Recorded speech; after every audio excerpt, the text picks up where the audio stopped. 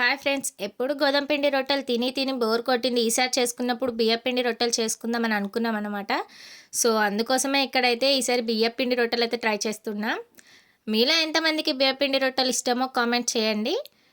ఇంకా బియ్యపు పిండి రొట్టెలకి ఏ సూప్ అయినా బాగానే ఉంటుంది కదా. బెండకాయ సూప్తో తిందాంలే అని అనుకున్నాం. బట్ మా బావకి చికెన్ సూప్లోకి అయితేనే బాగుంటుందని అన్నాడు. సో అందుకోసమే చికెన్ అయితే తెచ్చేసుకొని అందులోకి ఆనియన్స్ని కొత్తిమీర అయితే కట్ చేసుకున్నా. నెక్స్ట్ అయితే ఇక చికెన్లో కారం ఉప్పు అన్నీ వేసి మంచిగా అయితే కలుపుకున్నాం అనమాట.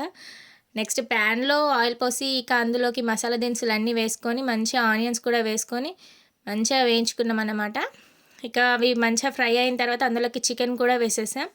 ఇక వేసేసి మూత పెట్టేసి మంచిగా సూప్ అయ్యేదాకా ఉన్నామన్నమాట. ఇంతకీ మీకు రొట్టెలు ఏ కాంబినేషన్తో ఇష్టమో కామెంట్ చేయండి. ఇక్కడైతే మా సూప్ కూడా రెడీ అయిపోయింది. ఇక మంచిగా ప్లేట్లో వేసుకొని ఒక పీస్ తీసుకొని నోట్లో పెట్టుకుంటే చాలా బాగుంది.